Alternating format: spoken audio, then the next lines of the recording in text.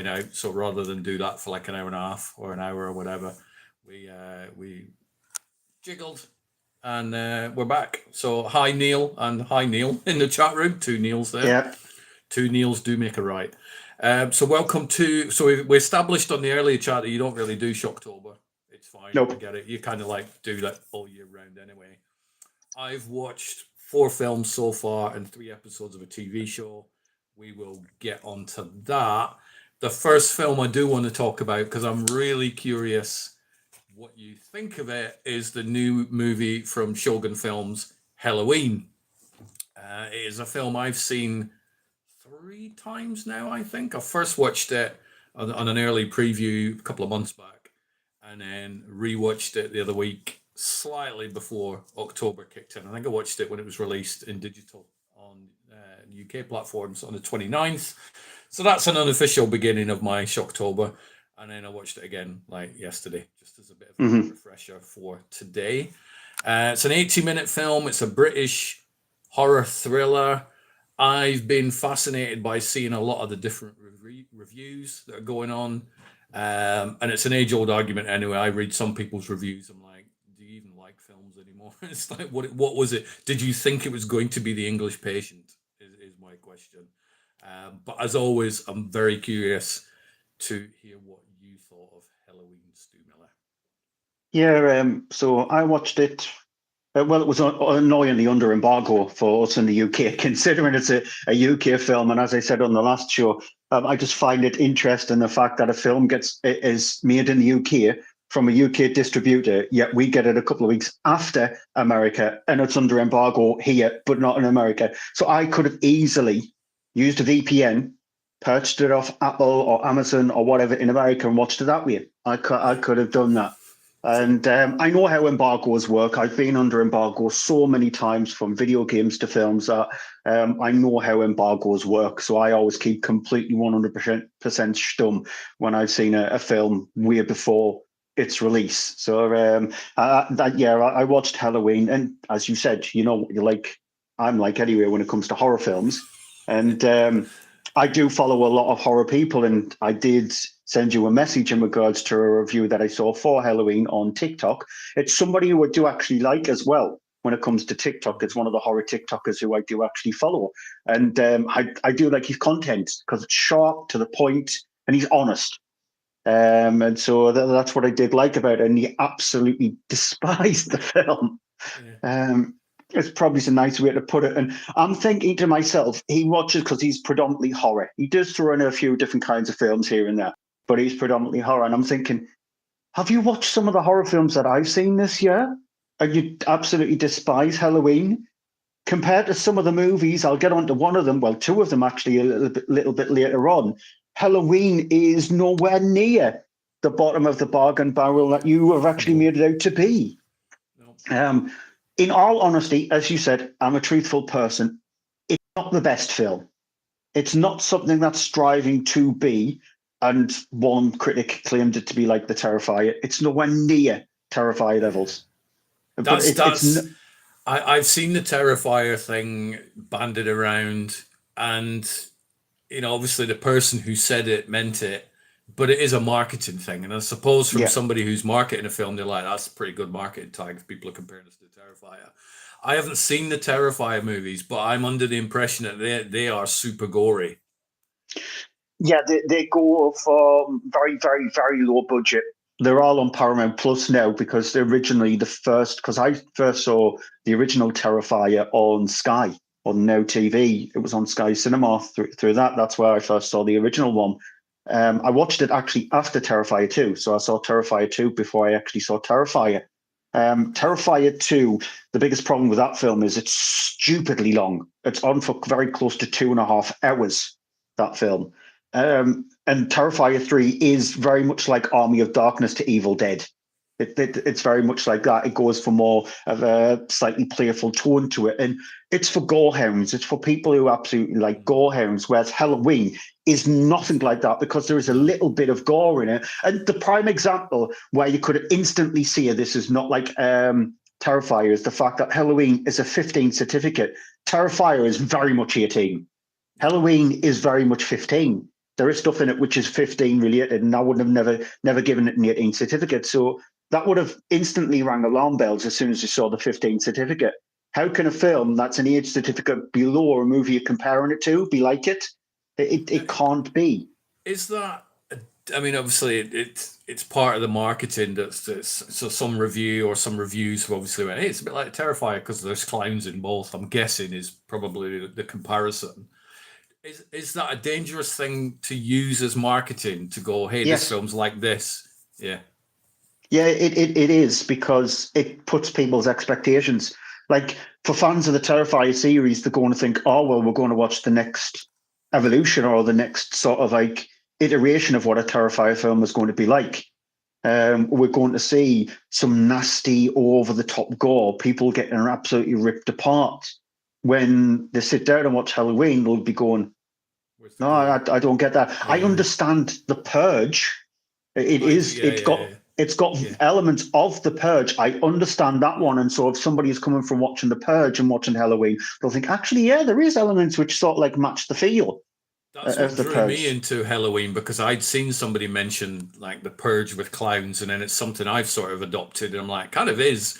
And then rewatching the film for the second time because it had been a reasonable amount of time since I'd watched it. I'm like, yeah, I could definitely see why it's the Purge. There's a whole section of the film that is like the first Purge movie. So we're talking like the Purge, not Purge Anarchy or Purge Election Year and like that, because Halloween is a very self-contained film. I mean, Mm-hmm. it's multiple locations, but a large section of it is in a hospital room. It's not a hospital room I want to go into, and then another section is in a house, and then there's a lot in limited locations. So it's not a big open world Purge type movie, but it is like the first movie, and I stand by that. So I would happily say it's like the Purge. But you've got clowns. I know you have clowns in the Purge as well, so it's kind of an unusual Yeah. thing. And the Purge with clowns, when it was clowns in the Purge. But I get why they say that, and I do sort of stand by that. But back to you. But yeah, for me, it's always a detriment when this year, or it's like this, this mixed with this, or it's like this. Because if you're a fan of whatever film they're referencing it to, and go to see this film, and it's nothing like it, you always get disappointed by it. And so, Yeah. if you ever think that the film itself, at the end of it, is a 3-star, you're probably going to knock off a star just because the fact that it was nothing like a film that some critics says it was going to be. I understand. I've done it. I'll hold my hands up. I've done it saying, oh, this film is very much akin to this film. It's got a feel of this kind of film. I try my best to make sure that it actually has got a feeling of that kind of film, rather than going, oh, it's a mixture of this meets this. And as you've alluded to as well, Halloween is a very self-contained film. You can tell that the budget is not very big. You can tell that there were limited the locations that they've got, which they utilize the locations very well. They try to get any kind of tension that they need out of each one of the locations really well. If you've got an abandoned hospital, make sure it looks like an abandoned hospital, not a set. If you've got a home, make sure it looks like a home that somebody lives in, rather than, again, a set. And that's what I think with British independent films to get right. Even if I hate the film, they get that right because the sets always feel like they've been lived in, or they've been used, or they actually have been abandoned, rather than a set. And so it gets that right as well. The film is not highbrow. It's entertaining, fun. It's that kind of movie that I would say that on a Friday night or a Saturday night, if you've got friends around, if you want that kind of entertaining, fun film, you don't want your brain to be taxed at all. You want 80 minutes of enjoyment before you enjoy more drinks, or you're having a themed night where you're just one of those kind of very simplistic, over the top movies, horror movies. It would fall nicely in a night where you're watching something like an Evil Dead, or a Night of the Living Dead kind of film, Killer Clowns from Outer Space, those kinds of movies there. So it never takes itself too seriously. I do think that they do get the feel correctly. That the bad guy, he's got a malevolence to him, a playful malevolence to him. So he's got elements of the Joker in him, which I think it suits that clown, which is the way clowns are, because clowns have this playful nature to them, which makes them a little bit more scarier than if it was a vampire, because a vampire sucks blood just for sustenance. A werewolf doesn't actually know what they're doing, because supposedly in most werewolf movies, they've actually got no cells in their brain. Whereas with the clown, they're humans, unless it's Killer Clowns from Outer Space, but they're predominantly humans. who've got to sort of like they're playing with their prey. And it does have that kind of feel, but it's nothing special, but it's entertaining. It's probably the Exactly. best thing to say. That's kind of what I want out of most movies. It's like I don't need every movie to go, right, that's now in my top 250 favorite film list. I just Yeah. want a film to go, well, that distracted me from doing the housework or from watching the news, or it was fun. It was, will I watch it again? Well, obviously, I have seen this like 3 times so far, and it's a film I can see just watching every couple of years. It's just a fun, entertaining, silly film. Some people say, "Oh, it just rips things off from other." I don't even think it hides that fact. The whole point, I think the credits are like Phil Clayton's Halloween, and you're like, "Well, that's like a play on John Carpenter's Halloween." And the beginning bit with the kid, put a creepy kid in the film with an axe. It's like you've kind of unnerved me a little bit, anyway. So he was played by the son of the director. So Brody Clayton played him. That's obviously a homage or a love letter or whatever to the original beginning of John Carpenter's Halloween. The Ronan Summers, who plays the main villain, Carl Kane, he's very Joker-like, Hannibal Lecter-like. I don't think that any of the filmmakers have like, oh, do you think we can get away with hiding this sort of homage to something? I think they've just put it in there and they're like, we're having fun.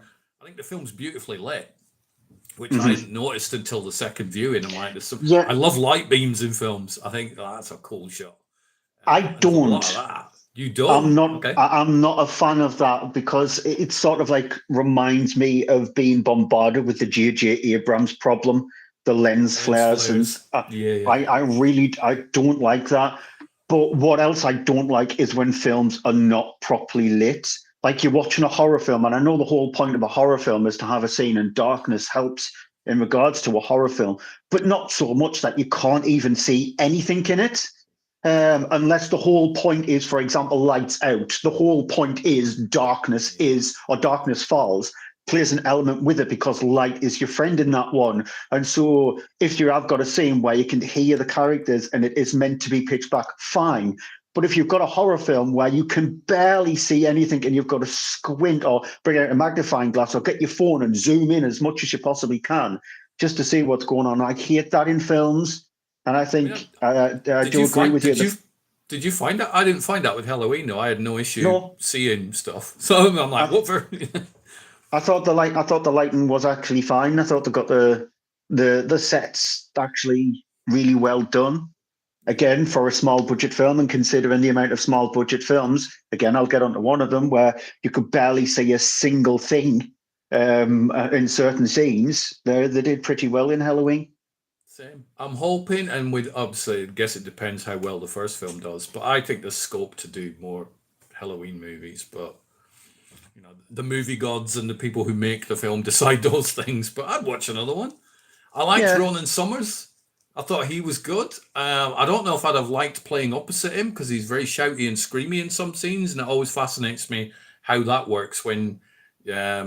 And I don't want to give spoilers away, but he's very close proximity to somebody when he's screaming, and I'm like, I don't really earplugs. I don't know how does that work, yeah, but he looked like he was having a blast.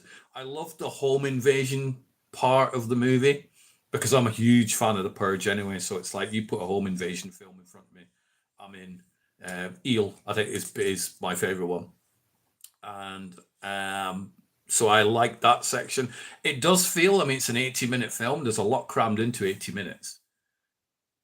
They could definitely. easily, I'm glad they didn't make it like a 2.5 hour movie, but they could easily, I'm not making it, but they could have had like a whole movie based on the hospital stuff, a whole movie based on the home invasion stuff, and a whole movie based on other stuff. But the 80 minutes obviously flew by because it is quite a short running time, but I'd happily have watched more. Yeah, see, because if again, just to be honest, we've thrown lots of positives at it. Negative wise, I would have liked to see more exploration in regards to the clowns, the clown invasions. We just hear it in new snippets, and we get little bits of it here and there. It is supposed to be a main element of the film, but when you use it as sort of like a basic backdrop, it just felt like a basic backdrop in that instance there.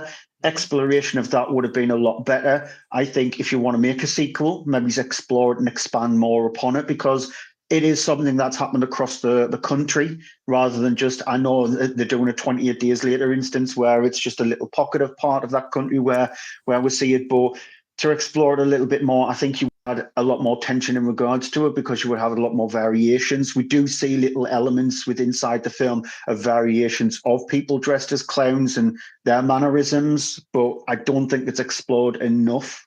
I think they could have done a lot more with that. That might have actually expanded the film lengthwise time a little bit more. So I think they could explore that more if they are allowed a sequel. But look at Killjoy. Killjoy got 4 films in the series, and that was a film that was made for like 20 pence. And each one of those films are absolutely abhorrent, awful. So if Killjoy managed to get 3 sequels, hopefully this might get even just one more to maybe expand that a little bit more, so we can see in regards to the rest of the country. But we'll see.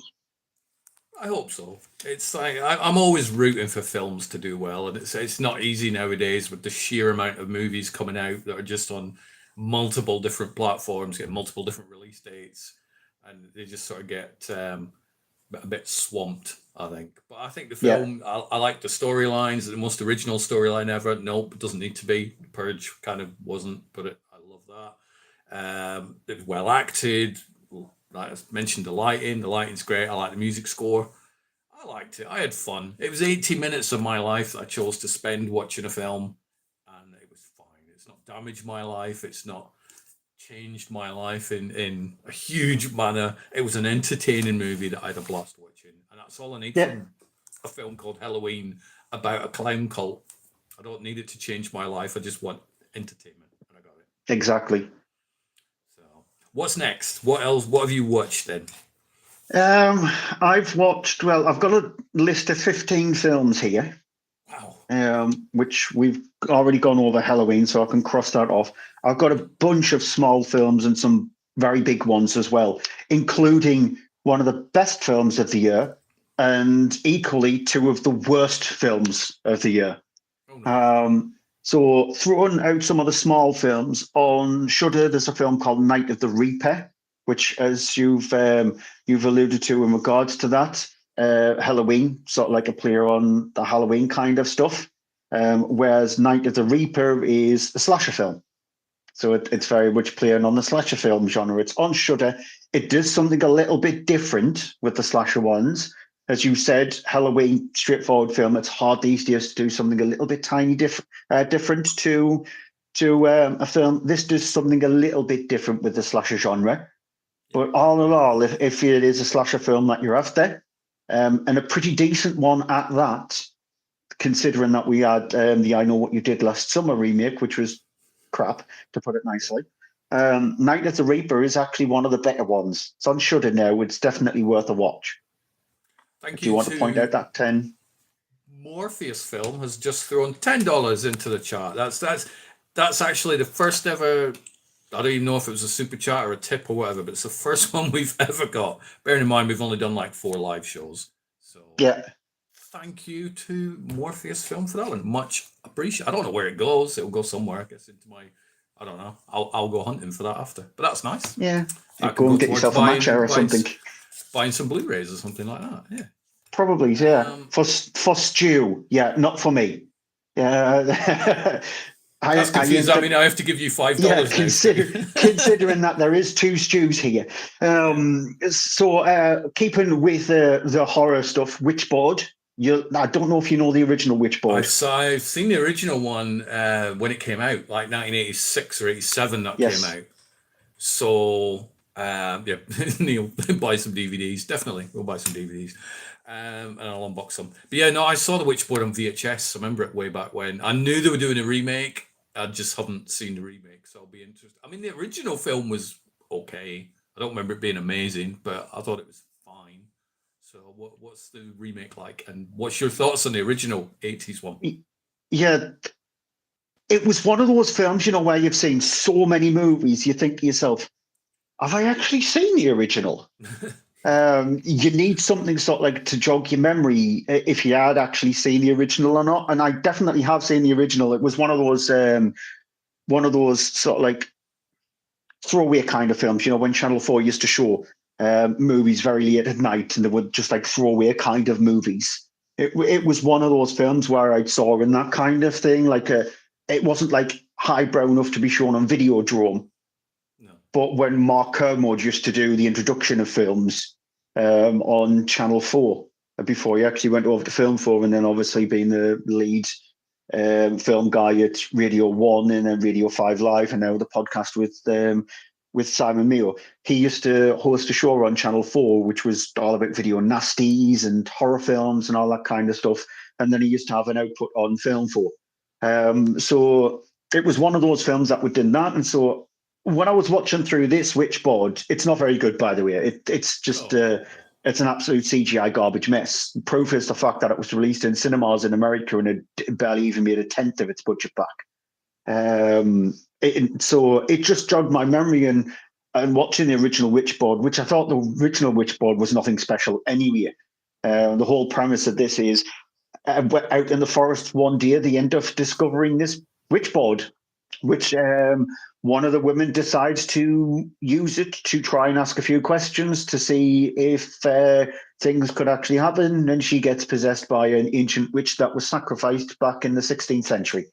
And so it is that it's one of those films that, annoyingly, where it has a middle section where absolutely nothing at all happens. It thinks that it's forward in the story when it doesn't. It's just an absolute boring mess. And then it tries to actually ring it all back in the last like 20 minutes, and it's way too late to actually do that. So overall, all in all, this is just, if you're a fan of the original Witchboard, I wouldn't even watch this. I remember the only thing I remember about the original Witchboard was is there a scene where somebody gets decapitated? Yes. Right, that's the only thing I can remember about Witchboard. That's it. And considering that the director of this is Chuck Russell, the guy who directed Nightmare on Elm Street 3. Yep, and Blob. And you're just, you're just going, well, couldn't you not have brought some fun and campiness from Nightmare on Elm Street 3 and just put it in this? If you did that, had a 90-minute film, because this film is very close to 2 hours, have a 90-minute film with the campiness and feel of the Blob and a Nightmare on Elm Street 3 with a not even a Ouija board, because it's very much a sort of like a side to a Ouija board, and people just getting ripped apart or gore, or have a sort of like a Wishmaster kind of feel to it, then you might have had an entertaining film, when in fact it's just a boring mess. It's a shame, because it's like, the 80s one was fine, so it's like, you're going to remake it, do something better, make it, improve on it. It doesn't really sound like it has. So sticking with the throwaway films and sticking with absolute camp of a film, you can probably guess what you're going to get when you have a film called Haunted House of Pancakes. Yeah, a film I would never watch, I think, is just, that title would not make me go, oh, I want to watch that. It's on Prime, so it's on Amazon Prime for people to watch. And it is about a haunted waffle maker. So the film is set predominantly in a diner, where the owner of this diner is trying to find the next big thing that can attract more customers. Down the street was a rival diner, which caught on fire. It wasn't discovered as to what the thing that actually caused the fire was. We find out later on in the film it was this haunted waffle maker, which the owner manages to buy off an eBay-like site for $10 to try and bring in the customers. However, this waffle maker manages to possess all the food items with inside the diner, and the food items go on the killing spree. How does it? So, give me an example of one of the food items that goes in. As in, like making somebody choke when you eat a sausage or something. No, like a whole chicken engulfing somebody. So this group of teenagers, they've ordered all their food. One guy, he wants a whole rotisserie chicken. He's eating the food fine. That's when the outbreak of the mutant meals decide to go on a murderous rampage. And there's the chicken that attacks him and engulfs him. So pretty much eats him rather than episode of Friends the where chicken. Joey ends up with his head stuck in a chicken, that type of thing. In it, yeah, he's got a turkey, but yeah, pretty much just that. You've got hamburgers which eat you rather than them. You've got mutated fries which try to go on a killer rampage. You've got a police officer who sort of like lovingly gets a nice cherry pie, and he's sitting in his car and he gets attacked by a cherry pie. So you've got all of that. How does that get made? How does a film get made like that? Somebody who's high, probably, or something like Somebody. that. I mean, Um, we both watched some weird films in our time. You've watched weirder ones than I have, but I've seen some weird ones. I've never seen anything that weird. Yeah, well, obviously there is the minor genre with inside horror about mutant killer food. So obviously, Attack of the Killer Tomatoes is sort of like up there in regards to Yeah. that.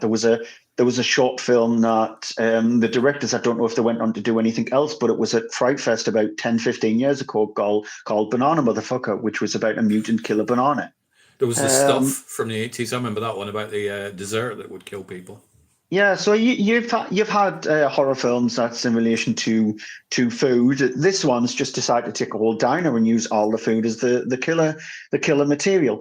It's complete throwaway trash. It's an absolute brain dead. Again, the kind of film that you would have guaranteed to have seen on at 12 midnight, or if you're in America, it would have been at a drive-through. Like a drive-through throwaway horror marathon during Halloween, where you see 5 films back to back, along with films like The Blob and The Stuff and things like that. This would have perfectly fitted in with that. It's stupidly low budget, but I think if you do these kind of films on a higher budget, you lose the silly charm, because the Nobody's whole point spending is 200 million on that, are they? the Nobody. whole point is the hamburger needs to look like a hamburger that's trying to kill somebody, not look like the most glamorous Big Mac possible. And so the silliness is from that. Don't go in expecting anything other than insanity. Because if you're expecting anything else, then why are you watching it? But it's on Prime, and if you want to watch something on Halloween on October the 31st, that's just something that's absolutely insane. Then It watch that. But sounds it. And that's called the Haunted House of Pancakes or House of yeah, Haunted Pancakes. Oh, okay. Haunted House of Pancakes. Weird. And Weird. then sticking with Prime, not horror related, Play Dirty, the new Mark Wahlberg, Shane Black film. Okay. Yep. Dropped on Prime a couple of days ago. Lakeith Stanfield is also in the film. It's just about a robber who gets double crossed by somebody. After a heist, he gets double crossed by about $400,000. He decides to go on the hunt for her, but then discovers that if he does team up with her, they can actually find a sort of like a heist that would get them the entire monetary value of a country. So Wow. he Okay. decides to team up with her using the help of people like Lakeith Stanfield to try and dethrone this government who is trying to sort of like pull a fast one on this ship, this sunken ship that had tons of treasure, including this head of the ship itself, where it would bankroll the leader of this country for him to do even more despicable things, and they want to double cross him. It's a Shane Black film. So if you know what to expect from a Shane Black film, he has his quips. He has big action set pieces and things like that, apart from Predator, which was awful, the last Shane Black film that he actually released. And so it's very akin to an old school Shane Black film. If that doesn't click with you, this is not going to click. Mark Wahlberg is very Mark Wahlberg in it. He's an actor who I really can't get on with. Really? Why don't you like him? Just He just can't act. okay. He honestly cannot act. I know a lot of people go, oh well, this actor is just playing him. That's all Mark Wahlberg plays these days. He just plays Mark Wahlberg. Yeah. See, He I quite just like Mark Wahlberg, but I'm not going to disagree with any of that. He does play Mark Wahlberg. He plays Mark Yeah, Wahlberg very well, but that's he's not even playing Mark Wahlberg very well anymore. And so he's sort of like Kevin Hart. Kevin Hart these days only plays Kevin Hart. Adam Sandler only ever plays Adam Sandler, but every now and again, when the blood moon rises, Adam Sandler ends off releasing something that causes people to have attention. does Whereas an with uncut Mark, gems or something, yeah, or what was the whereas with, basketball one? That's really good. That's yeah, Sandler. Yeah. Whereas with Mark Wahlberg, as soon as you see Mark Wahlberg in the poster, you go, "Oh, God's sakes!" The thing that might drag people to watch this is, one, it's on Prime. Two, it's directed by Shane Black, and you know that Shane Black can do some good action films. It's got Lakeith Stanfield in it. Lakeith Stanfield's a good actor. The film itself is a very, very atypical, straight down the road action thriller heist movie. Expect anything different, and you're not going to get it. Expect very middle of the road kind of typical set pieces that we've seen before. Very overly CGI'd set pieces, though, including a train, which is in the trailer, and the CGI on that is awful. The jokes don't hit, so it's fine. Boogie Nights, Mark Wahlberg was the best use of his acting. I agree. Boogie Nights is probably he's okay. I know Fear gets a lot of hate. Fear is watchable. Fear's good. Yeah, I remember. I've seen it for a long time, since like the 90s, but that was good. I agree with Boogie Nights. Boogie Nights is probably his best stuff that he's actually done. But it's if you're after, again, a very typical brain dead action film where you'll see nothing you've never seen before, it's fine to watch if you've got Prime. Don't go hunting out for it, and don't specifically subscribe to Prime just for it. Okay. If you happen to have it, then get it.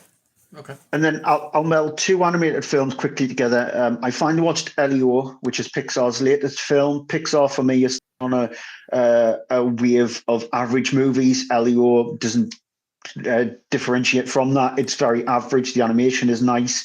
It has a very stereotypical let's throw something down people's throats kind of story about family and people being alone. It has that kind of thing. It's Pixar at its most normal. It's not Pixar at their best. It's Pixar at their most normal. And then you've got Night of the Zoopocalypse, which is out in the UK in a couple of weeks' time. It was released in America in January. It's the most surprising thing of Night of the Zoopocalypse. It's based on a story that was written by Clive Barker. It's an animated feature about a zoo that all the animals, well, most of the animals in the zoo turn into zombies, and it's zombie animals, which very much look like mutated jelly baby version of zombie animals. They've got a sort of like gelatinous kind of movement feel to it. And the animals that didn't get turned into zombies, they have to band together to try and stop them, discover a way of being able to eradicate these mutated animal zombies. The animation is very basic. It's extremely basic. There are scenes where you've got skies and there's nothing in the sky. It just uses a very basic backdrop of it. There's nothing special about it, but because it's out in UK cinemas in a couple of weeks' time, it's a good gateway horror for very young audiences. There's nothing in it that would scare them, but rather than showing them something like a Coraline or the Box Trolls or Monster House or anything like that, this is probably a good gateway for them to get into horror movies. And then maybe show them things like the Coralines or Monster House or Goosebumps or Box Trolls or something like that, and start to build them up if it is that you want to try and get them into watching horror movies. Even something like The Goonies, because The Goonies has got horror elements to them. So it's a good gateway into horror. It's nothing special. So you're going to start them off with that one and then just go, right, now you can watch Hellraiser and Lord of Illusions and Nightbreed. Yeah. Throw them. Did you like that animated one that Clive Barker did? Let's sit down and watch some of these films then. Yeah, we'll throw you into the oeuvre of Clive Barker and terrorize you for the rest of your life, unless they turn out like something like me, who absolutely adores that kind of stuff. And then the last quick one, I couldn't do a month show without another one of those movies that are in the public domain taking the Mickey out of, in this case, Steamboat Willie. Yeah. Because I've finally seen I Heart Willie. I've finally seen it. It's a film that got released in places like Pakistan and Poland. It was actually premiered in Pakistan, of all places, despite the fact that the film itself is more Spanish-German movie about the sort of like supposed origins of I Heart Willie. In this case here, it's a guy who's in a mouse mask who's terrorizing four for teenagers. However, one of them has an attachment to this Willie character, who, spoilers, if you don't want to be spoiled for I Heart Willie, Oh put your no, fingers in your don't. ears for 30 seconds. Yeah. She wants to become Winnie. Okay. Winnie Mouse to Willie. And so, yeah, it's again, it's abysmal. It is Sounds it. really abysmal. This one has some of the worst acting out of most of them, or if not all of them.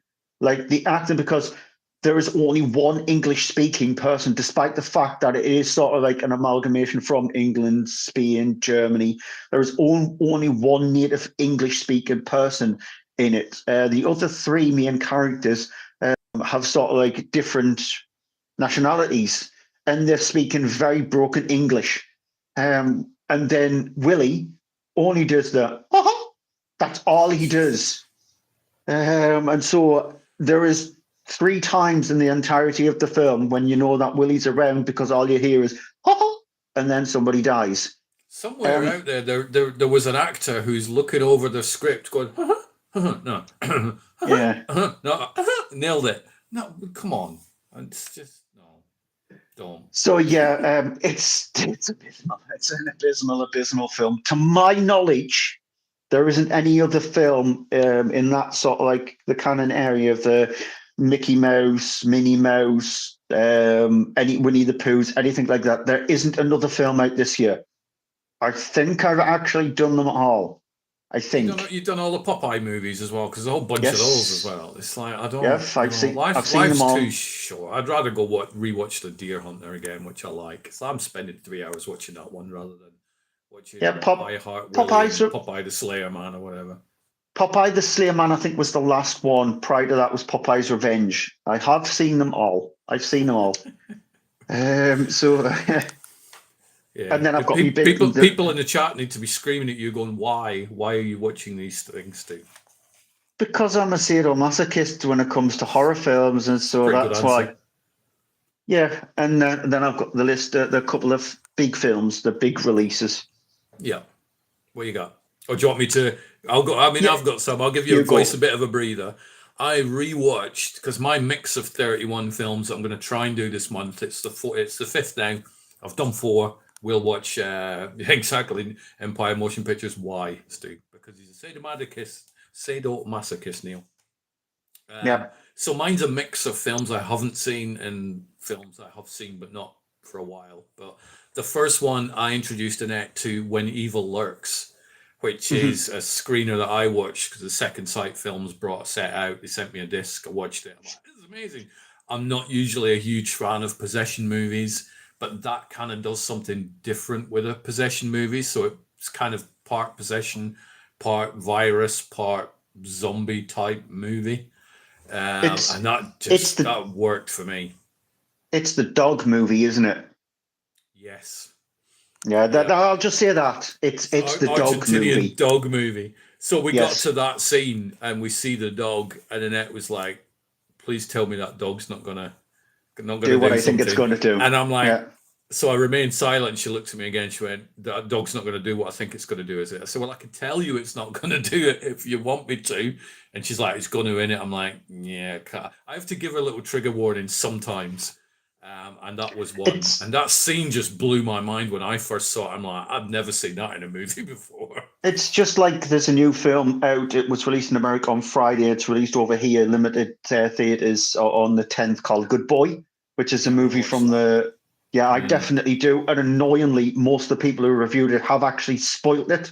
Annoyingly, not just by seeing what actually happens, even just by the words on the screen. So they've put the name Good Boy, and then they've put something underneath it which has spoiled it, so I know exactly what happens. And so it's like telling people the scene involving the dog and When Evil Lurks is like, don't spoil it, because it's something that's supposed to shock people. Yeah. I mean, the whole film has so many instances where you're like, damn. And I remember back to when I was a lot younger and I would never really bother with the foreign horror movies. And obviously American ones I would watch, so they are foreign to me. But, non-English language ones, I would never really pay attention. And then I saw a few. And I'm like, damn, these are really good movies. And so now it's like I have to be in a certain mood to watch a film that's subtitled. Yeah. And I watched When Evil Lurks, and then I put the screener on for Annette, and we switched the lights off, and she loved it. I think I Absolutely think loved it. though comes to subtitle movies, horror is one of the easier ones to watch Yeah, when it comes, because you can get a lot from the visuals and the sound rather than just what the people actually see. If it's a very serious horror film, then you do obviously need context to what they're actually seeing. But normally, predominantly from a horror movie, you can get a lot from a horror movie even if it is a subtitled movie.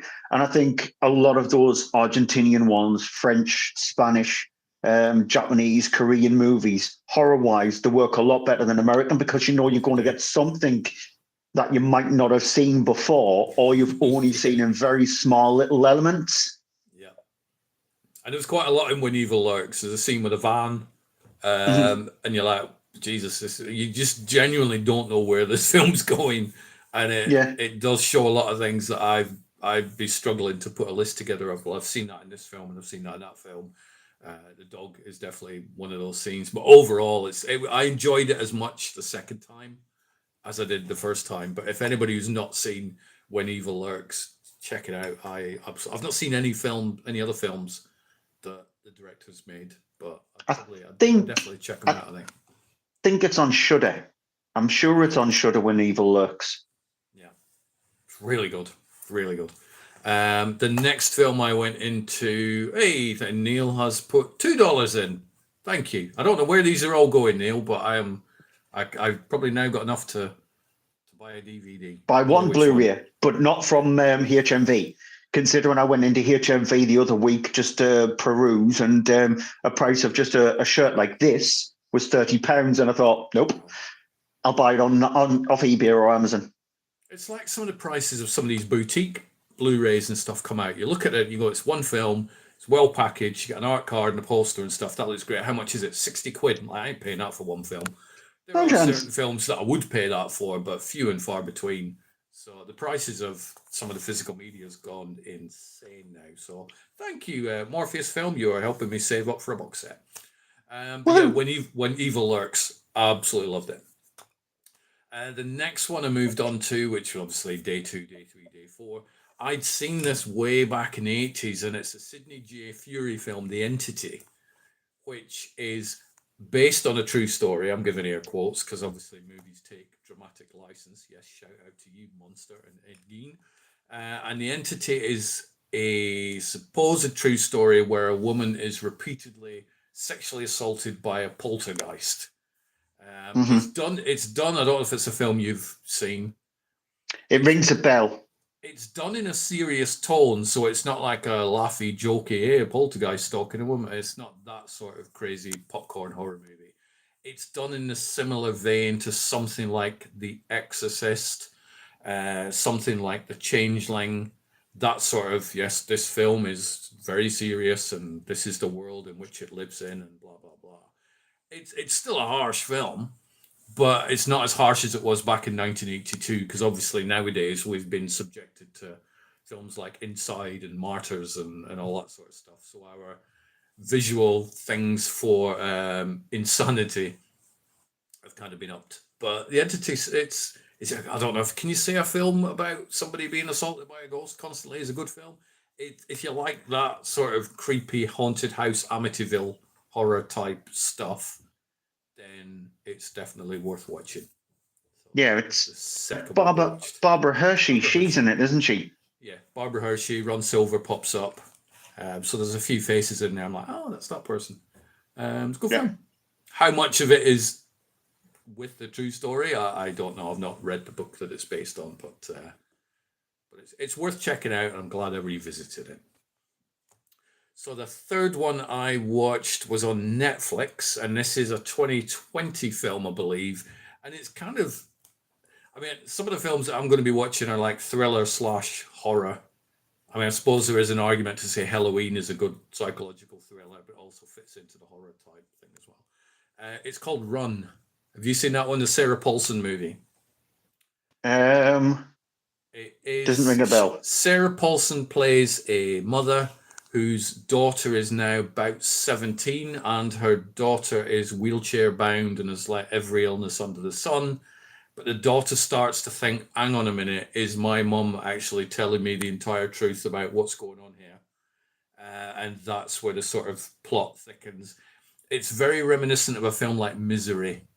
Hmm. So by me saying that, you go, okay, I guess that, I can work out probably what's going on here. And it is kind of that film. It's good. I think it's not, there are horrific things in it, but it's more psychological horror that is also psychological thriller that is also horror. So that's worth Yeah. checking out on Netflix. So there's that one. And then last night, the fourth film that we watched was Dangerous Animals, starring Jai Courtney. I was a bit nervous when I saw that Jai Courtney was in it because he has not had the best track record of acting appearances. Shout out to Die Hard 5 on that one. But Yeah. Dangerous Animal, I love a shark movie. And Dangerous Animals it is a shark movie, but it's more a serial killer who really likes chucking people into sharks' mouths. Yeah. Movie. Jai Courtney was really good in it. He was really, really creepy in it, and I loved it. Is Dangerous Animals one you've seen? I haven't yet. It's No. actually on my list of because I've only got a list of like I think some like 15, 20 films to watch this month, and I've watched a couple of films from that list itself. And Dangerous Animals because I know it had a UK release, but it was a very small UK release in cinemas. It was only in cinemas for a couple of weeks, and so it is on my list to actually watch. It's good. I love a shark movie anyway. I'm like, oh, shark movie. I'm sure there's some terrible ones out there, but I'll still watch them. A bit like you with the Mickey Mouse ones. It's like Yeah, sharks, Mickey Mouse. I'll watch it. But yeah, yeah, Dangerous Animals was good. What I like doing with the Shocktober thing and films in general is I tend to watch them at night, and Annette never knows what film we're going to watch unless she specifically said, "I want to watch Bicentennial Man again" or something. All right, we'll watch that. hmm, But she's more than happy to just leave the film choices up to me. So far, she said I'm 4 for 4 on these Shocktober things, so no pressure yeah, for number 5 tonight. I don't know what that is yet. Is I just choose the film, tell her to close her eyes when the title's coming up or the Blu-ray menu or whatever, and then she opens her eyes and she has no clue. I don't think she was very sure what Dangerous Animals was going to be, and so right from the hmm. beginning, she's like, "The hell are you making me watch?" Like, I'm worrying. So yeah, thoroughly enjoyed that one. Um, I'm not going to say what we're going to watch tonight because it'll probably change, but I'm doing well so far. I've chosen 4 good ones so far. So Yep. back to you. What have you got? So I've got one, two, three, four, five, six big releases. One, including one which is probably going to be in my worst films of the year list, Oh and no! one which is probably going to be in my best films of the year list. Yay! So I'll keep those two to last. So I've seen The Long Walk, Oh, I the really new want to watch Francis that. Lawrence film, obviously based on the Stephen King novel. Very, very simple premise. It's set in America where a person from each one of the 50 states is chosen each year to walk, to take part in this thing where they've got to walk and not stop, no matter what. If they stop, they've got 30 seconds to continue on. If not, they will get shot. So during that 30 seconds, they will be given 2 warnings. The third warning is at the end of the 30 seconds, and that's when they will be killed. That is the basic premise of the film. And it is just about a group of boys, not a single female. Slightly annoying. They could have actually mixed it up on that. They obviously Is it? do go. Is that written into the rules of it though? Is within the film? No, Is it like, boy, it's just like anybody can yeah, enter? just within the film, it's just boys that's actually selected. There isn't a single female, and so that it instantly failed the Bechdel test. There is actually, to my knowledge, only one female character in the entirety of the movie, and that's the mother of one of the boys. That's it. So the whole film, the basic premise is about these 50 boys trying to either do they bond with other people from other states to help each other to try and get as far into it. Do they sacrifice them because they know that only one person does survive who will get a ton of money and a wish, which is a very strange thing to be actually granted. Oh, we'll Yeah. grant you a wish. There's and so the film itself is just about these boys trying to actually establish potentially a friendship and to potentially survive to be the last person standing. That's it. The film is shot really well. It's got a really a nice look to it. Mark Hamill plays the evil sergeant who is only in the film no more than 10 minutes for its entire running time. I think he's only used to sort of like have a malevolent evil character there because you need somebody who is an evil sergeant in the film. Yeah. The concentration on the boys itself actually works really well. There is sort of like established friendships in the movie, and considering that it's only going to last about 72 hours, maybe it's 100 hours maximum. Because how long can you go without sleep? How long can you go without having to use the bathroom with basic nutrition, i.e., water or food, with horrendous weather, without changing your shoes? How long can you actually go in regards to that? Well, I know And that so Neil Johnson would probably be able to go about 10 days like that because he's often traipsing around volcanoes and walking up and down mountains in the middle of nowhere and getting rained on. So yeah, he may win the long walk. Is there an age I'm limit to the people that enter the it's long walk? the boys in the parade itself. They're mainly late teens, early 20s. Right. So Neil, you're knackered. You can't do it, pal. Yeah, I would be able to do pretty decent, despite the fact that the medical reasons that I've got, I can last quite a long time without having to use the bathroom or Same. being on Same. being on very small Yeah. amounts of rations and walk because I walk everywhere. So I think I would give Neil a bit of a run for his money, as long as there's no running involved, a walk for his money. Then in that case, and so the film itself does a really good job of you latching onto the main because it establishes which ones of the boys of the 50 boys are going to be the main leads. It establishes that you have to have throwaway characters, have to. And there is one section of the film where it eradicates easily 10, 15 of them within a click of the fingers. It's sort of like a 30-second montage of boys just getting shotgunned or Oh, shot right. in the head. And so it establishes that because it needs to get down to the last couple end of the film. And so you know what to expect from that. It's not a surprising film, which is an annoyance. It would have been nice to have a few surprises in the movie. It's not a movie that deviates away much from its source, like the weird.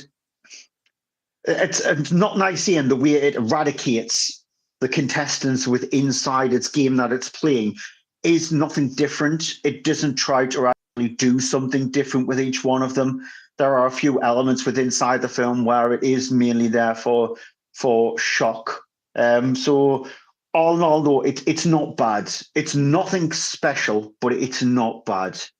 How's the brutality level of it? So obviously you got a lot of people getting shot and stuff, but does it feel like this is a film made for adults, or is it shot in like, It's a 15. Right? Okay. And so I think it's because of the fact that Francis Lawrence wanted to sort of like push the Hunger Games as much as he possibly could, and he couldn't do too much with the first Hunger Games, despite the fact there are battle royale elements in it, Lord of the Flies elements in it. And so with this one, I think he's given more of a chance to be able to actually push that envelope a little bit, but it dilutes itself because it does not know how to do any of the deaths differently to the way it needs to do it within the film. And so it just does that. And if you can hear a noise in the background, my cat has decided to use his cat tree right at the perfect time. So the noise you can hear, ladies and gentlemen, is Ozzy, Stuart's cat. Maybe is that a review of the long walk, do you think, or It's not that bad, Ozzy. not that So bad? there is a film that's coming up which is that bad. Maybe So you Ozzy's could have, practicing. Timed yeah, it you could better. have timed it a little bit better. Moving on to a very, very small film called Dead of Winter, which I was surprised that it got a theatrical release. Emma Thompson. Um, yes, Emma Thompson. Yeah. It's a very, very small film. It's a four-handed movie. You do see a couple of other characters in the film, but predominantly the film itself is a four-handed film. Emma Thompson, she lives in a shack pretty much in the middle of nowhere. She decides to go on a fishing trip to a lake to scatter the ashes of her husband because she wants to go to the last place where her and her husband sort of like their final holiday in a way. A snowstorm happens. She comes across this character asking for help on where to find the lake. And then when out on the lake, she hears a gunshot and sees a girl being chased, and it's up to her to try and rescue this girl. It's not a role that really have seen Emma Thompson do before. She actually has specifically said that she's never done this kind of film before. She's never shot a gun before in a movie. She does in this movie. She's never been in this kind of dark movie, which she's in it. She's actually gone and done this. It's a really straightforward thriller. The acting's fine. She does a sort of like Fargo-esque kind of voice. There's a sort of like a little tinge of Fargo in that. Frances McDormand's character from Fargo. And my cat is clicking its paws now. Ozzy, stop it. So there is that element in it. I just was surprised that it got a theatrical release, because it does feel like it is one of those straight to Netflix kind of movies, straight to Prime kind of films. Yeah. So it's decent. It's a decent watch. It doesn't sort of like stretch its runtime out. It never overruns its runtime. It's 90 minutes. It's sharp, straight to the point. There's nothing sort of like, there is a couple of scenes in the film where you go, oh, you've gone down that route.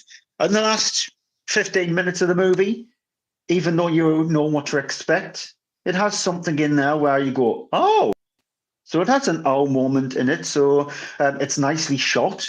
So it establishes itself as being a very cold movie, hence Dead of Winter. And you do feel the fact that they look extremely cold, including one scene where one person, unfortunately, ends off in the icy waters, and you really do feel for that person, because you know that even if you dipped your big toe into that, it would freeze into an ice cube. But so it has that in the movie, so it gets that really well. So, but I do think it is more of a watch it on Netflix, Amazon Prime kind of film rather than see it at the cinema. So I was surprised I got that. I think nowadays most people go to cinema to watch the event movies. Yes, you know, it's like the big IP stuff, or the big, like The Long Walk would be an example. It's based on the Richard Bachman / Stephen King thing. I think it was Bachman. I'm not sure. One of them, yeah, same person anyway. They go watch those rather than something that feels more like a TV movie type. It's not a bad thing. I watch a lot of films that I would class as TV movies, but I still enjoy them. But I wouldn't necessarily rush to the cinema to watch them. It is still nice though that cinemas are showing these smaller little condensed movies. But yeah, I would say still wait for it to be released on home release rather than cinemas. It's probably by the time even live. I know my cinema's got one showing of it. I think you'll probably only find cinemas having one showing of it like 8 o'clock at night, because they know that not very many people are going to the cinema. Shame. Go watch more of them, and then you get more of them. Yeah, and then Him, which is the film that people are saying it's the latest Jordan Peele movie, when in fact he's a producer on Him. So it's definitely not his film. It is Justin Tippin, who is the director of it. It's his first big feature film, when in fact he's just done smaller shorts and music videos. And it stars Marlon Wayans, who plays a NFL player.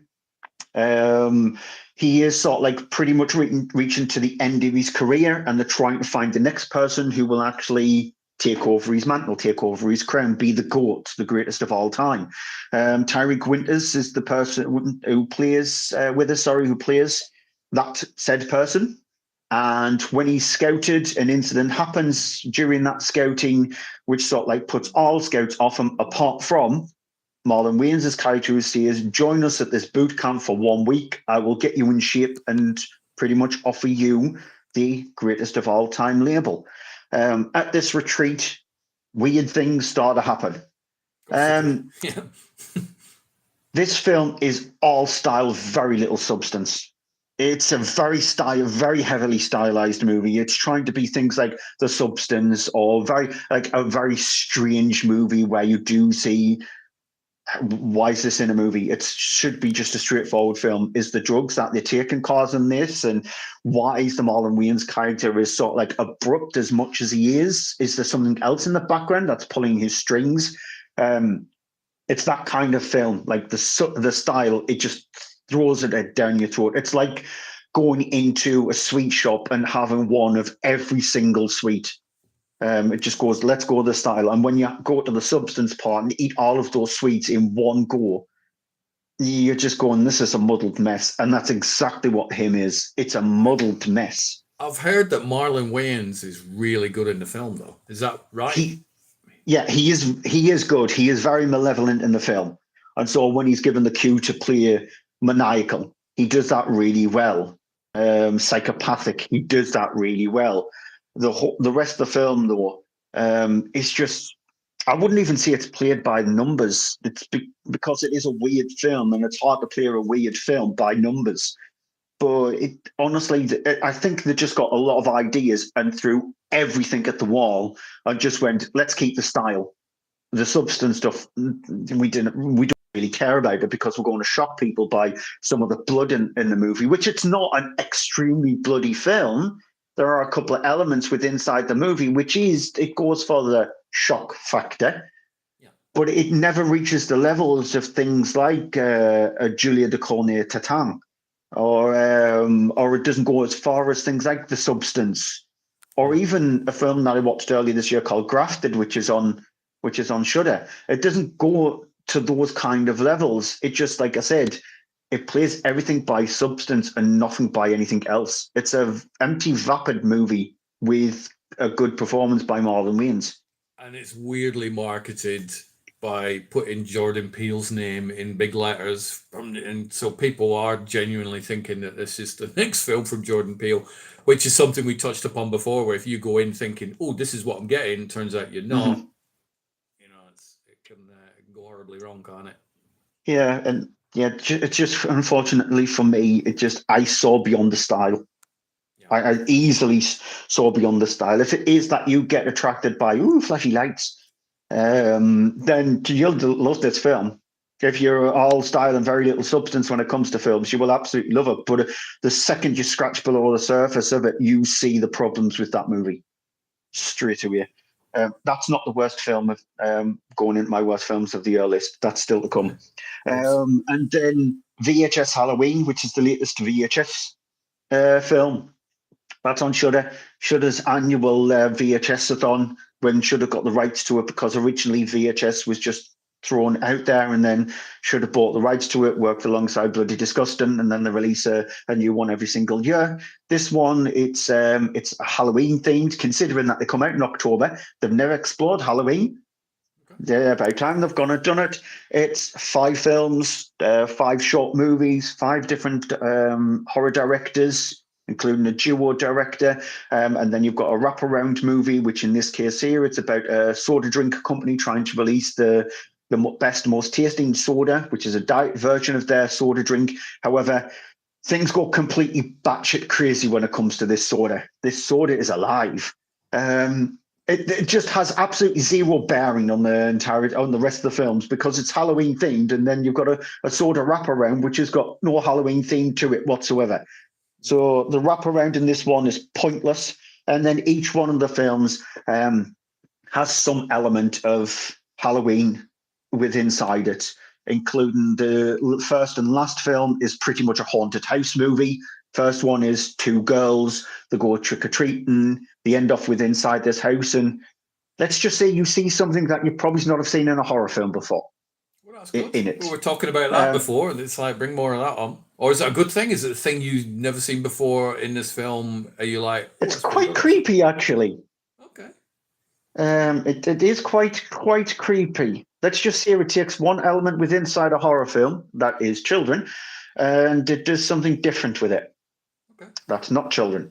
I'll just leave it at that. The third segment is, again, it sort of like uses the trick-or-treat thing where people are told to take 1 candy, but they end up taking 2 and they get sucked with inside the bucket of candy, inside the candy factory, chased by these 2 malevolent beings. One is a chocolate bar and one is sort of like an M&M on legs. who's in charge of the candy factory. You discover they turn human beings into candy, including areas of human beings that you really do not want to bite into a candy bar and find out it is that person's area.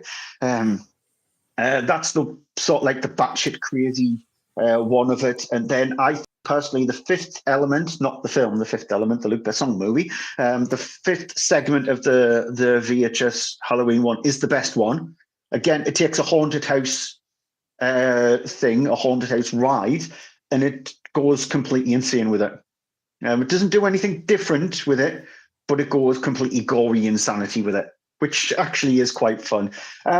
It's up there with one of the best VHSs. For me, the first two are fantastic. I think the VHS 2 is the best one out of the lot because it has the alien invasion film segment, and that is easily by far the best segment in any of the VHS ones.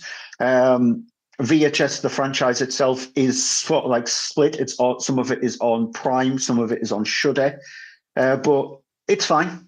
It's fine. It's a trick or treat. It's always annoying when if you want to watch a full series of something, you've got to cite. This is one of my issues with streaming. Is that it's nice to have the whole collections together. I get why they're not, but it's still a pain in the butt. At least with this one, it's easier to find, considering that, because the reason why is some of the VHS films were originally on Freevee, which Freevee is now rolled into Prime. And so all of those films that were on Freevee are on Prime, so it's easy to watch, not for free. And I think you can watch one or two of the VHSs on Tubi, which is free. You can still watch free movies on Freevee. I don't have Prime. And the Freevee tab is still there, and you can still watch the stuff. So if they are still in there, yeah, a couple of them there. I think you can watch a couple of them also on Tubi, and then the later ones are all on Shudder because they were actually Shudder funded. So the ones that are not Shudder funded are on Tubi and Prime, right. Including VHS and VHS 2. Which I highly recommend people watching those two. Again, if you want a film for your list and you haven't seen any of the VHSs, watch VHS or VHS 2, one of those two. I've seen them, so I may put them both on there. VHS 2 is fantastic.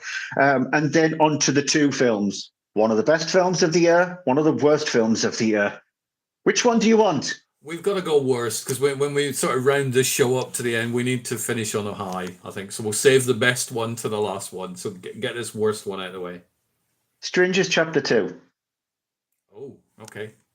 Yep. The Rennie Harlan trilogy that he's actually doing. Yes, it ties in with The Strangers and Strangers Prey at Night, the Johannes Roberts film, which I didn't much like. But compared to Rennie Harlan's attempt, it's miles ahead of Rennie Harlan's attempt. The first Strangers film, this is meant as a trilogy, and the way it was originally working out was that The Strangers was going to come out, Chapter 2 was going to be what Rennie Harlan was intending people to see, and then the third one was going to be the culmination of the whole thing in regards to the Strangers. You are going to fully find out their backstory, despite the fact that you do see some of the backstory, like we care in Strangers Chapter 2. And the films were going to be released 6 months apart. But after the backlash and hatred that the Strangers Chapter 1 got, there was a gap of a year before Strangers Chapter 2 got released, and we don't know when Chapter 3 is released, despite the fact, this is not a spoiler, there is a mini trailer in the credits for the Strangers Chapter 2 for Strangers Chapter 3. So it will get released. It's not like a 20 years later to the Bone Temple to when we're going to find out when the third one's going to be released, because we just really don't know. It hasn't been shot yet. It hasn't even been fully written yet. Fast 11. We don't know about that either. Who knows? 2027, I think he said it's going to get released. Is it though? Who knows? I don't know. The same year when the Bluey movie comes out. So if Fast 11's released the same time as the Bluey movie, good luck. I will guarantee to go see Bluey. And it's the same time when the Simpsons 2 film is coming out in the middle of 2027. But back onto The Strangers. So this takes place straight after the first one, Chapter 1. Have you seen Chapter 1? Do you know what? I didn't mind it. It was like we talked about Halloween before, And I'm not saying The Strangers Chapter 1 is as good as Halloween, but I came away from The Strangers Chapter 1 going, that was fine, entertained me for an hour. It hasn't changed my life. I've not become a different person. It was fine. What I'm going to have for my tea tonight. I enjoyed that. So I didn't mind it. Well, I Can't did. remember much about it, but I just thought, yeah, it was okay. I'll watch another one at some point. Well, the best way, just to jog your memory in regards to Strangers Chapter 1, is if you've seen The Strangers, it's that. Right. If you've seen the original Strangers, it's just that, because they just follow the exact same blueprint. It's just, except this cabin is, again, in the middle of the woods, in the middle of nowhere, and it's just about a couple who was trying to survive the Strangers because somebody knocks on the door asking for Tamron, which you do sort of get an indication of who this Tamron person is in this one here. And the whole reason why they're going to kill him is because you were home. Again, it is just a remake, the first one. Chapter 2 is exactly like Halloween, the second Halloween film with inside the last trilogy that was just released. All right, yeah, It's yeah. it's not Halloween 2 and not Rob Zombie's Halloween. You got me excited then when I was thinking like the 1981 Halloween 2. I'm like, well, I like that one. So yeah, you've just dashed my hopes there. It's Halloween Kills. I should have said that rather than Halloween Ends. And so it takes place in the hospital. The character who managed to survive from the onslaught of the three strangers in chapter 1. She is the sole survivor of the of what happened in there, and she gets chased around the hospital, and she gets chased around a forest, and she ends up, surprise, surprise, back into the cabin of where the incident originally happened, and she gets chased around that. So the first 20 minutes is set inside a hospital. So think of Halloween Kills, think of Halloween H2O, think of the last tiny little bit of The Exorcist, think of Scream, the last Scream film where it was inside of a hospital, think of Final Destination, think of that. Two of the strangers chase her around the hospital. She manages to get out of the hospital. Think of really horrible weather, bad weather. She then gets chased around the forest by a boar. Okay. Yeah. And then she ends up getting chased around this cabin. All the while that's happening, every now and again, you get a little elements of how they became the killers that they are. Just to establish a setup as to potentially how they became the adults that they are and knocking on people's doors around this forest area. And despite the fact that the police know that around about 15 to 20 people have been killed, they do absolutely all, including one of the police officers, which I was hoping that this film would sort of like be okay because Richard Brake's in it. And when Richard Brake's in it, you're going to get somebody who's going to play a mad, insane, over-the-top character. When you tone down Richard Brake, you know there's something wrong, and they completely take out his insanity. He's just playing a normal character in this movie. It's absolutely dishwater.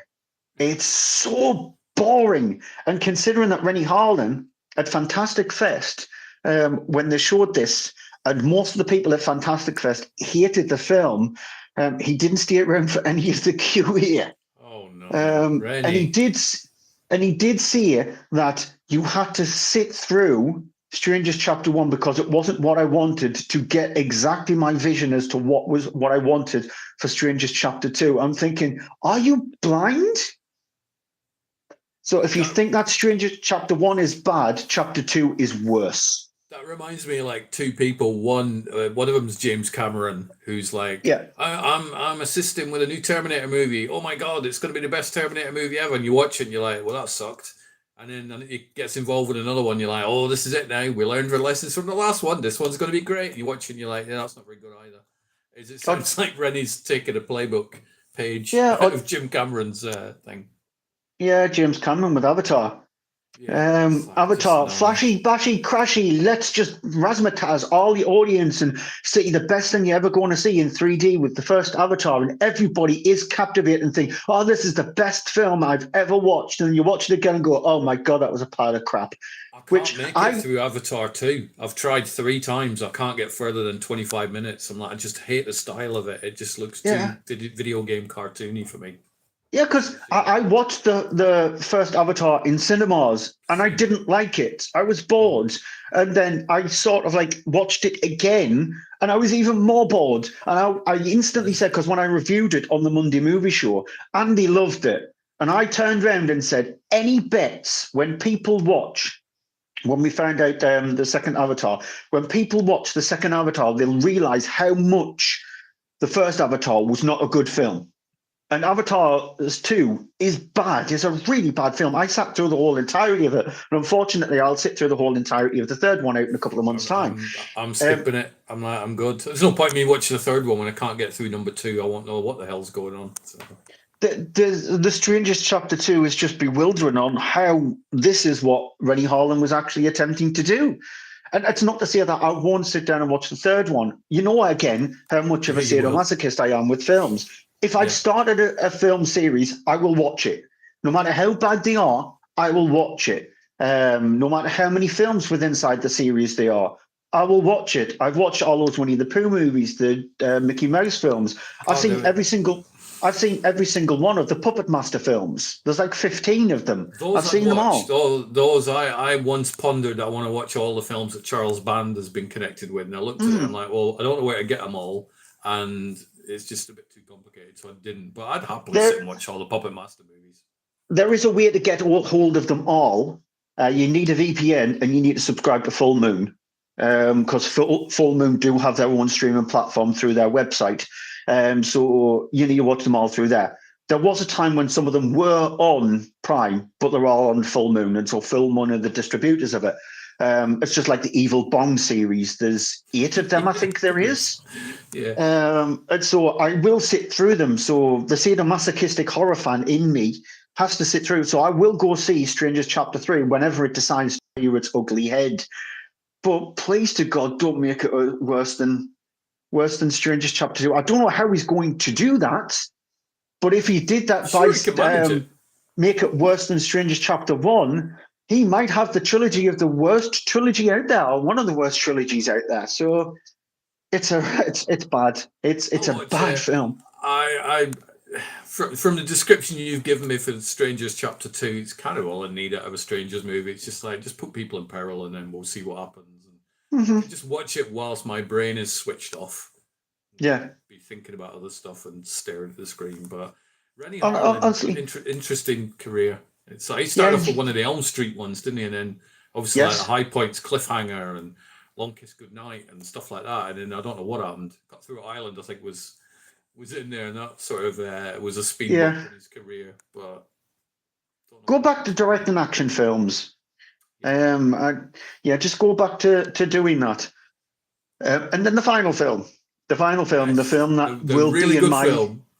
will actually be in my top 10 films of the year. Don't know where it will be, but it will be in my. I'm not a sort like up on it as a lot of critics are, Hmm.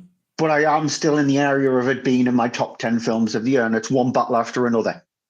DiCaprio one. It's yeah, the new Leonardo DiCaprio film and the new Paul Thomas Anderson film.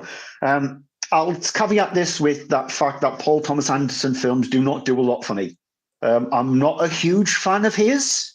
I don't mind his films, but I think they can be a little bit pretentious. And so I'm not a huge fan of his. To me, this is one of his best films. It's a sprawling movie that's on for very close to 3 hours. Of course it is. That guy doesn't know how to do short films, does Paul Thomas Anderson? No. The good news is, though, it doesn't feel like a 3 hour film because it goes so fast that it feels like you've watched a 90-minute film. However, it tells what it needs to tell. It never feels overburdened on you.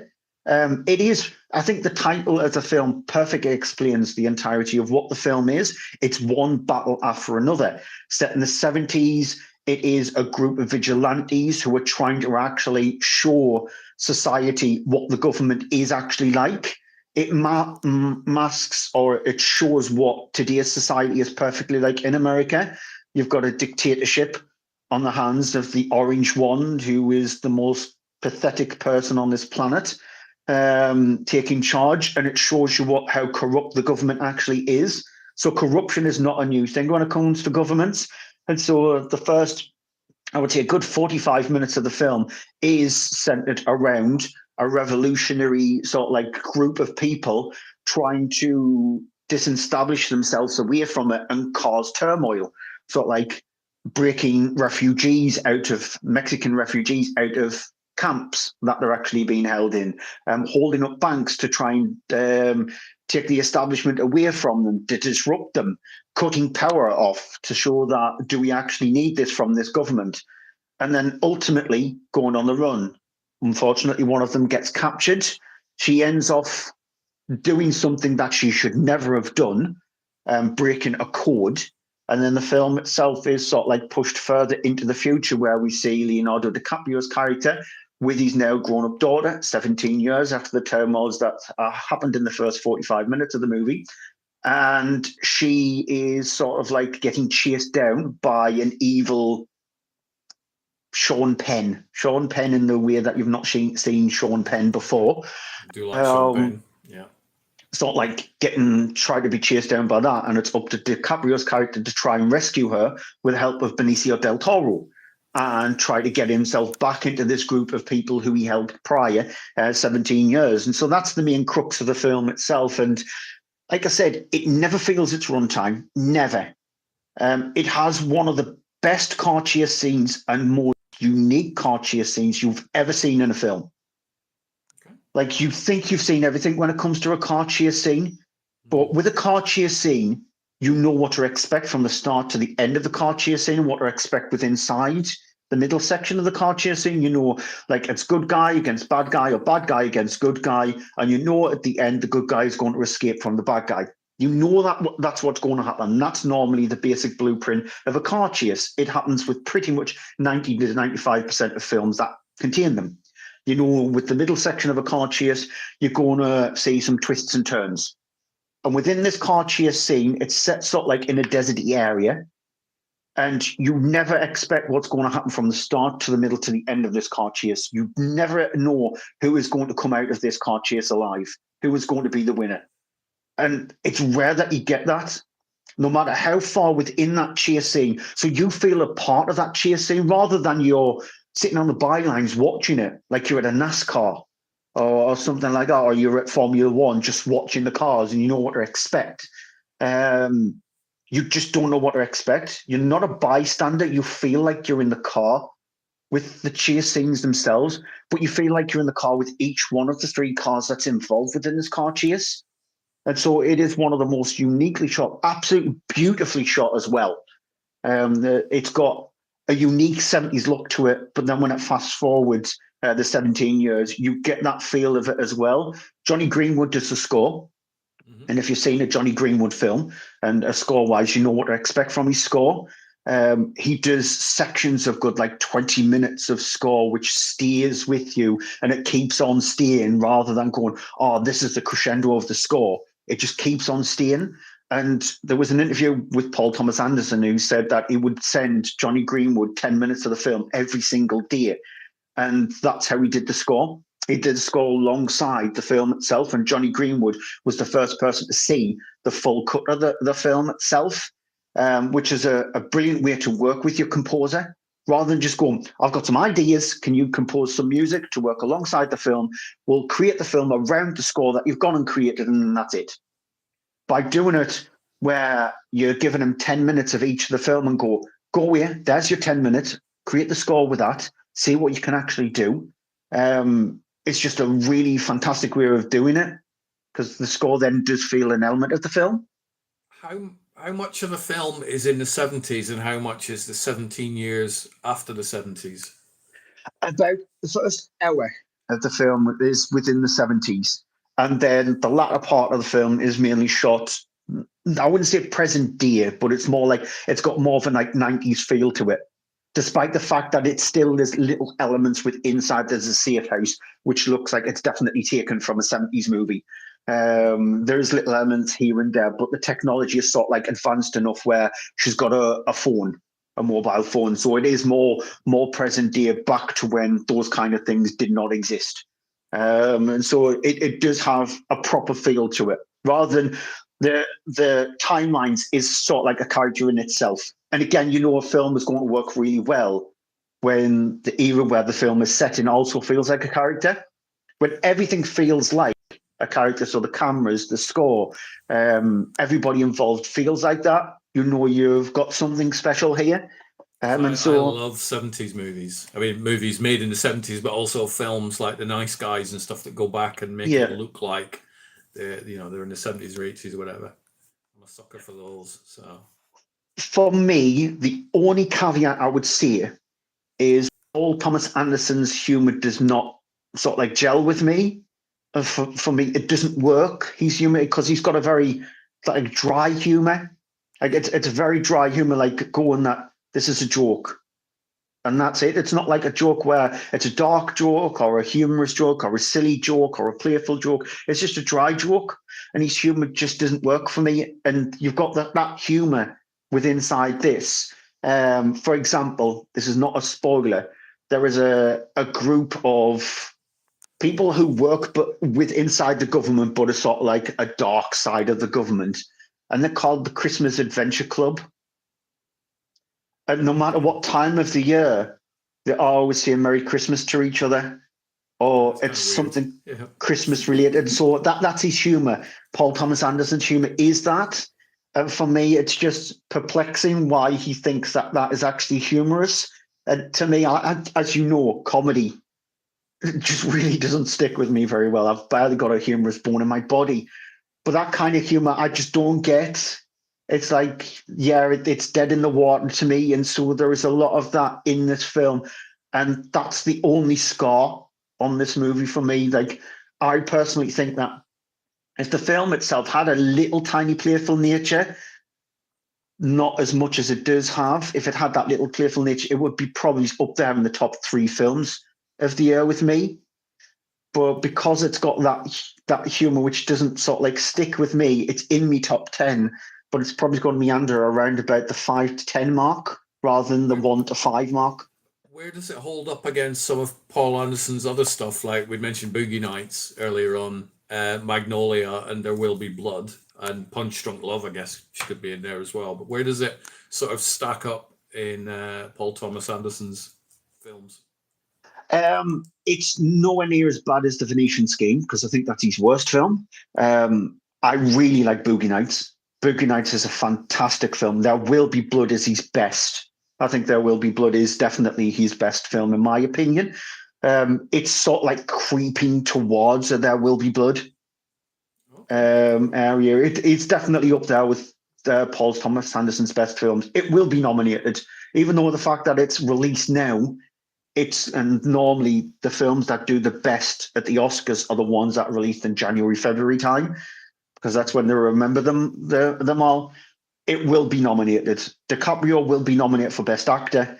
Paul Thomas Anderson will definitely be nominated for Best Director. It shows you how good DiCaprio is in this film as well. There's a section of the film where he's not even in it, where he's completely forgotten, and then he comes back and he's sort of like he just anchors the film really well. But everybody does. There is not a weak pin in this film from any of the acting. All of the acting is absolutely spot on. So you know it's going to get nominated for Best Picture as well. So it's going to get quite a few nominations at the Oscars, and it's going to be on a lot of critics' top 5 films of the year. So it's not one of those films where it's a lot of hyperbole, where a lot of critics have turned around and go, "This is the best film of the year," or whatever. Those quotes that you do see on the posters and the 5 stars and all that kind of crap. It is definitely up there with one of the best films of the year. So they are right in that instance. And I know, lo and behold, critics are actually getting something right for a change. How quick did you realize when you were watching it? Actually, I might be watching one of my favorite films of the year. I don't pass judgment until the end I because I guess it sort know of you drops could the ball and ruins it. exactly that. Yeah. I have seen films where it started off very well. For example, The Equalizer. It starts off really well, and then it absolutely drops the ball. The rest of the film is boring as hell. And so it can do that. So I pass judgment. It's the same with the worst films of the year. You can obviously, I think when you're watching the worst films of the year, when you get to the 60-minute mark, no matter how long a bad film is, you know that no matter what they do, it's going to be very difficult to try and save the film. I think one of the examples of starting off extremely strong and ending off quite bad is Ghost Ship, horror-wise. Like Ghost Ship has one of the best openings in a horror film. Amazing, yeah. And then it stumbles the ball a little bit. I think as well, Virus, the Jimmy Lee Curtis movie, it has a decent opening. It's just the rest of the film is crap. I remember seeing that in the cinema and just thought, this film is boring. But I always wait when it comes to these kind of films to wait until the end. So with this one, it's once I got out of the cinema and start walking home and thinking what I'm going to do for my pithy little review to stick it on Blue Sky, was when I was going, this film is probably going to be in my top 10. I'm on to 120, I think 126 films of the year. That's new films. Every single film that I've watched this year are new films. So I'm on to number 126. So, I've got still quite a few films to watch. So it's going to take a few. How many I've seen? I've seen 122, not all new films. A lot of mine are films that I'm like, you know what, I've not seen The Deer Hunter for ages. I'm going to rewatch that. It's still a film I watched this year, so it goes on my list. But yeah, we sort of play by slightly different rules. I think if it was new films, I'd probably be on about 35, 40 or something like that. But yeah, I do have my top 10 favourite film list there done. But then if something else comes along, then something gets kicked out. Yeah, and there are still a few films still to come. Like I've still got The Lost Bus to actually watch, which is a Paul Greengrass film. It's on Apple TV Plus, so I'll watch that a little bit later on. You've got Guillermo del Toro's Frankenstein, which gets a cinema release. It's on cinemas for a couple of weeks, and then it gets released on Netflix. You've got Catherine Bigelow's House of Dynamite, That looks which amazing. has got a very limited release in the UK. It was released on Friday in the UK. It's released worldwide limited release on the 10th, and it's on Netflix on the 24th of this month. So it's a small little gap for Catherine Bigelow's one, and murmurings and mutterings out of that film is it's outstanding. Which, from what if it is the case, it's going to run alongside September 5. Which, again, if that's not on your list for films to watch in October. Watch October 5. Film. My type of film is because it's a very self-contained film, isn't it? Pretty much predominantly set within the newsroom of the things that went on and stuff. So. That's in my top 5 films of the year, September 5, because I think it's an absolutely outstanding movie. I think from what I've heard, House of Dynamite is very much akin to that kind of film. So I cannot wait for that movie. You've got Begonia, which is the new Yorgos Lanthimos film, which is out on October the 31st. The final day. Edgar Wright's The Running Man. Which looks like popcorn fun. So that might have a chance. So there's still a few Wicked, the new Wicked film that's out. Despite the fact the last one that didn't make my list, so there is a small, minute chance the next Avatar movie. Yeah. There is a very, very, very, very tiny chance that to actually make the list. So there is still the Good Boy. I still need to see Strange Harvest, I cannot wait to see Shelby Oaks, which is a horror film, the Chris Stuckman film, which is out on October the 24th. There's still that. There is a new film from the director of Mads, which Mads was my favorite horror film of last year. It's out on Shudder in a couple of weeks' time. So there's still a lot of big films in my eyes to come. So, last year I did a top 5. I am definitely doing a top 10 this year. There's easily going to be a top 10 worst films of the year list. So there's still films to come. What are you going to watch this afternoon? I haven't decided what I'm going to watch this afternoon yet, but I will find something. It's 3:45 now. What the hell? Time's just flown by today, but what's on your watch list? I'm going to sort out some food. I was going to watch the Newcastle match, but it's nearly finished. So I'll find out at the end of this if Newcastle won. I deliberately didn't put it on my phone on my TV here because if they scored, there would have been a distraction. So I deliberately didn't do that. So I'll watch the 4:30 kickoff game as well. I'll watch The Lost Bus probably tonight. That's probably going to be be filmed to watch tonight, and then try to cram in a couple of films on Monday and Tuesday before I'm back at work on Wednesday. Grumble. Yeah. Well, you enjoy your day today. I hope people have been dipping in and out of the chat. I have no idea how many people are watching. It shows how many concurrently are watching, but who knows? Might have been a mix and match thing. Thank you very much to Neil for throwing me the $12, which he said I'm going to spend in Primark for some reason.